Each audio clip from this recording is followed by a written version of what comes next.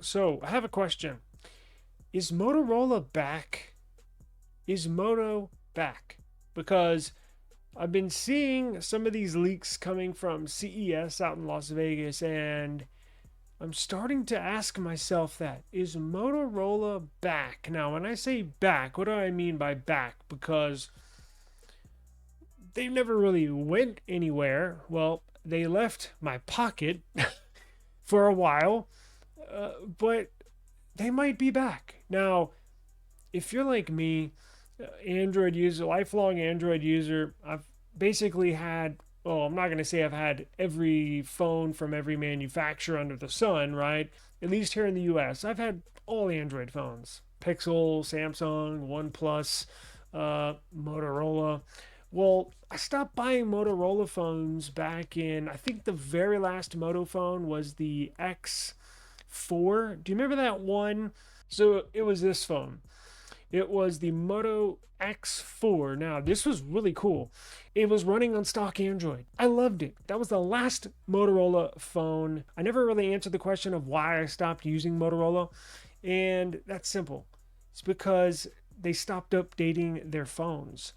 Now, technically, to be a Android manufacturer, meaning putting phones out with Android on it, the official Android, there's certain requirements you have to provide the consumer and certain update requirements. Well, Motorola just barely, they're on the bottom of the barrel and they struggle to meet those requirements for updates. They're on a release schedule where update maybe once, and I'm talking about security. So they do one software update per year, meaning like Android version, but they do security updates once every quarter.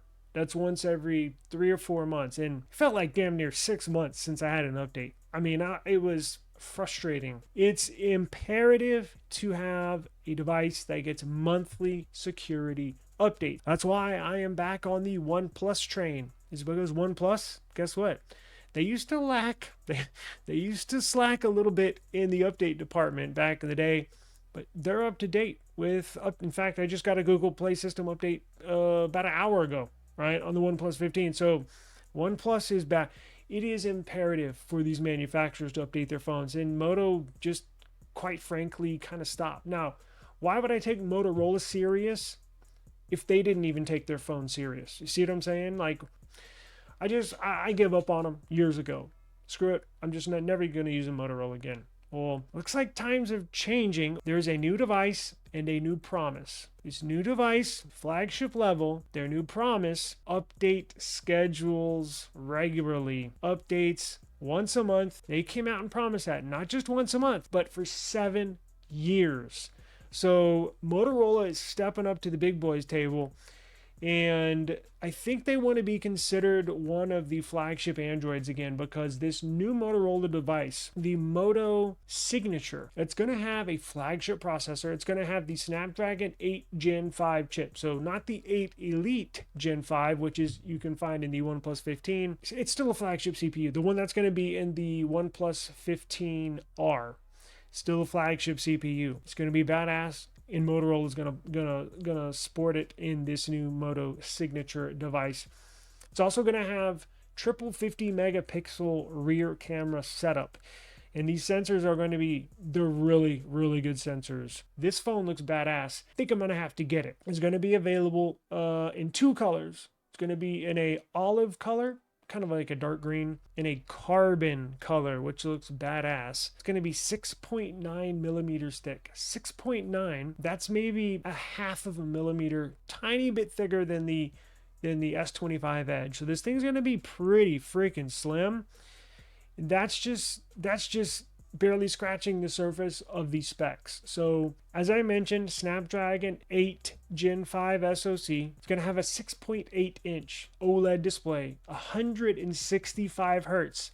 Hopefully it's for all apps and not just a handful of apps like on the OnePlus phone. Get this, it's going to have a 5,200 silicon carbon battery. I cannot wait for that. 90 watts wired, 50-watt wireless charging. Now let's jump back into the camera system, and as you can tell, there's that carbon. So this phone ships with a very capable camera system featuring a 50 megapixel LYT828 main sensor, a 50 megapixel ultra wide shooter, 122 degree field of view, and a 50 megapixel 3x periscope camera. That's the LYT600, and a 50 megapixel LYT500 is available as well on the front for selfies. It's going to feature 512 gigs of storage, Bluetooth 6, Wi-Fi 7, ultrasonic in-display fingerprint sensor. This looks cool. Motorola announced at CES that they're upping the game when it comes to updates. Now, I don't know. Here's the question. I don't know if it's just for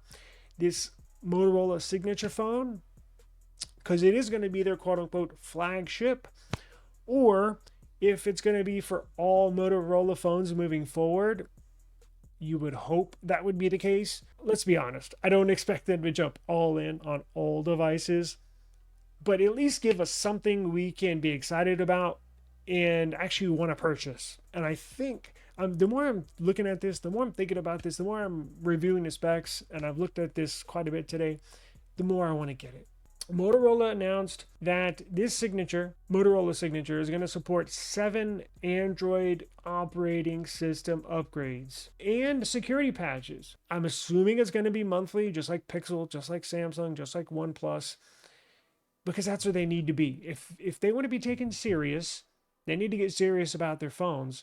Because and I've said this numerous times, until they take their phone serious, I'm not going to take Motorola serious, right? This is phenomenal. This is the best news I've heard that actually makes me excited in a long time. When it comes to technology and upcoming stuff, I'm on cloud nine with this. I mean, I think Motorola finally did it. I don't know who convinced them in the marketing department, and I don't know. Software department, obviously. Somebody in their phone department really got their head screwed on right this time and are going to push these updates out when they need to be coming out, right? Motorola says this phone is coming with exclusive access to personalized luxury experiences across travel, dining, wellness, lifestyle, and more. I'm assuming it has something to do with AI. I don't know. The company didn't reveal more details about that, but I'm assuming it's going to tailor itself to your surroundings and what you like to do via AI. I don't know. Motorola says the Signature will be available in Europe at a MSRP, yikes, of $1168, and for the upgraded storage variant, $1214, yikes. So they better be all in on this phone if they're going to be charging upwards of $1,000, right? The phone is also coming. So it's going to be available in Europe, UK, Latin America, Asia, Pacific markets in the quote-unquote coming months. No word on US availability, but initial leaks suggest this could be the Edge 70 Ultra. So if you're looking for a Moto Signature down the line, let's say in a month or two, it might not be called that. Now, if this phone interests you, stay tuned. Subscribe to the eSIMstudios YouTube channel because I'm going to be all over this. I will mark that.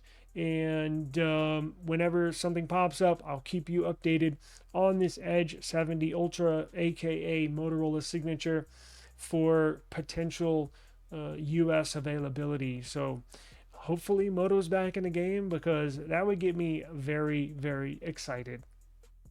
Peace.